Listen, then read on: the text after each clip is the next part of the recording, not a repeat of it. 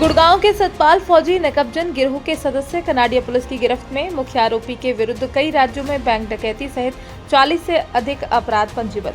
Police से बचने के लिए तकनीक का सहारा लेते थे। डोंगल से नेट का इस्तेमाल कर टोल से बचते, व्हाट्सएप कॉल व गूगल से सर्च कर पॉश कॉलोनियों में करते थे चोरी।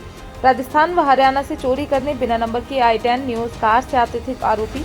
करीब 36 लाख रुपए के सामान की बरामदगी। आरोपी कुख्यात अंतर्राज्यीय नकबजन सतपाल फौजी गिरोह के सदस्य हैं। कनाडिया थाना प्रभारी सहर्ष यादव ने दी जानकारी। थाना कनाडिया क्षेत्र में हुई जनवरी से लेकर अब तक हुई 4 नकबजनियों के संबंध में पुलिस के द्वारा गहनता से विवेचना की गई, जिसमें यह पाया गया कि एक बिना नंबर की i10 गाड़ी जो है वो घटनास्थल के आसपास पाई जाती थी। पुलिस ने इसमें टेक्निकल सर्विलांस का इस्तेमाल करते हुए विस्तृत विवेचना की, जिसमें यह पाया गया कि एक गैंग है जो कि बाहर से यहाँ पे इंदौर में आते हैं और उनके द्वारा अपराध किया जाता है।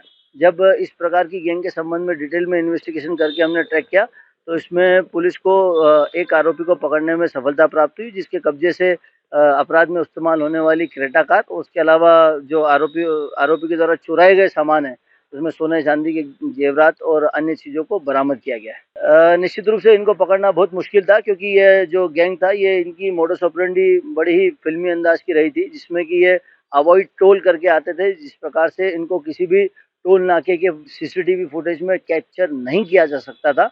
और ये किसी भी प्रकार से लोकल नेटवर्क का यूज़ नहीं करते थे, ताकि जिसको कि पुलिस पीएसटीएन या अन्य कॉल डिटेल के माध्यम से पकड़ सके। इस प्रकार से इनके द्वारा बहुत टेक्निकली चीज़ों को किया जाता था, जिनको पकड़ पाना हमारे लिए एक चुनौतीपूर्ण कार्य था। एग्जैक्टली ऐसा विशेष रूप से तो कुछ नहीं है, परंतु साउथ की एक थीरन मूवी ज़रूर इससे रिजेंबल करती है, जिसमें कि चोरों के द्वारा हाईवे के आसपास की कॉलोनियों को टारगेट किया जाता था और वो अपराध कारित करके तत्काल ही वहाँ से रवाना हो जाते थे। इसलिए लोकल पुलिस के लिए काफ़ी चुनौतीपूर्ण रहता था। जी हाँ, यह भी इस प्रकरण में रहा है, क्योंकि ये काफ़ी हद तक बड़े अपराधी रहे हैं और इनके पास में जो लोकल स्तर पे जहाँ पे ये निवास करते हैं, इनका काफ़ी रसूख है। तो यह हमारे लिए भी एक चुनौतीपूर्ण था कि जब इन अपराधियों को हमने ट्रैक किया था, तो इनको लोकल स्तर पे इनको कोई भी व्यक्ति अपराधी के रूप में नहीं मानता था और ये अच्छे खासे व्हाइट कॉलर के रूप में वहाँ घूमते फिरते थे, जिनके पास में अच्छा धन संपन्नता थी। इस प्रकार से उनको पकड़ा गया।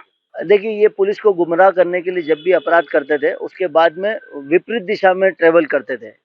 उदाहरण के लिए एक जगह ए दिशा से आ रहे हैं, तो वो सी दिशा में जाते थे। मतलब राजस्थान से अपराध करने के आने के बाद में वो ये छत्तीसगढ़ तरफ जाते थे, ताकि पुलिस उनको ट्रैक कर पाने में असफल हो। देखिए, पुलिस को सतत रूप से कार्य करते रहे और हमें हर तरह की छोटी-बड़ी लीड्स को डेवलप करने में लगभग 3 से 4 महीने का समय लग गया। चूँकि आरोपियों का किसी भी प्रकार का बैकग्राउंड हमें पता नहीं था, लोकल का कोई सपोर्ट नहीं था, अन्य कोई उनके उनके अन्य कोई साधन या और कोई सामग्री से हमें ट्रैक कर पाए, ऐसी कोई उपलब्ध नहीं होती थी। इसलिए हमें ट्रैक कर पाने में एकमात्र होता सीसीटीवी फुटेजेस के माध्यम से पुलिस उनको ट्रैक कर पाई और बहरहाल सफलता हाथ लगी है।